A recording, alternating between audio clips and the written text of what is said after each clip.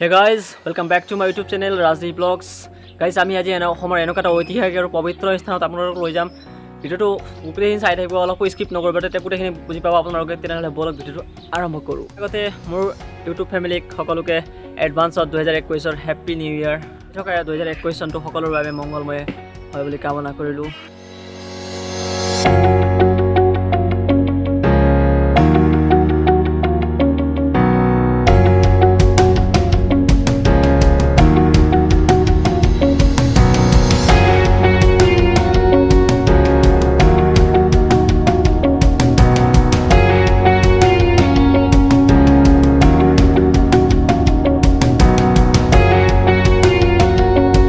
চাই থাকক, অলপ স্কিপ নকৰিব, তেতিয়া গোটেইখিনি বুজি পাব। তেনে কিমান দূৰ গোটেইখিনি বুজাই ক'ম।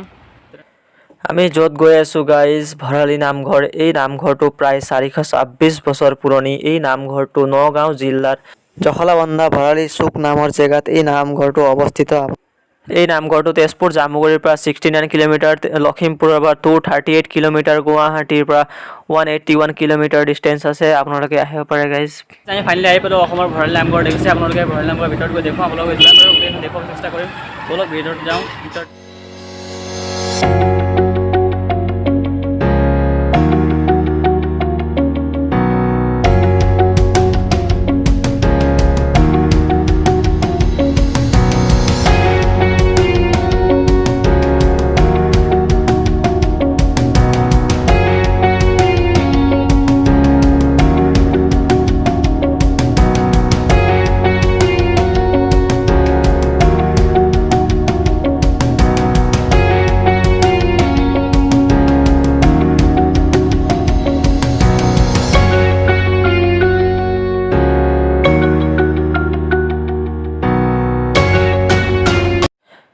যদি গাইজ আপোনালোকে ভৰালী নামঘৰ যাব বিচাৰে, ভৰালী নামঘৰ যাবলৈ আপোনালোকে ফাৰ্ষ্ট টাইমে যাব চেষ্টা কৰিব, কাৰণ দিনৰ ভাগ এটালৈকে খোলা থাকে, তাৰপিছত ভৰালী নামঘৰটো বন্ধ কৰি দিয়া হয়। এইটো ময়ো নাজানো কিহৰ কাৰণে হয়। আপোনালোকে ফাৰ্ষ্ট টাইম যাব চেষ্টা কৰিব যদি আহে। এই নামঘৰটো অসমৰ প্ৰসিদ্ধ নামঘৰ ৰূপেও জনা যায় গাইজ। আপোনালোকে যদি গুগলত অসমৰ প্ৰথম স্থানৰ নামঘৰ ৰূপে চাৰ্চ কৰে, তেনেহ'লে ভৰালী নামঘৰটো প্ৰথম স্থানতে পৰে। আপোনালোকে চেক কৰি চাব পাৰে গাইজ।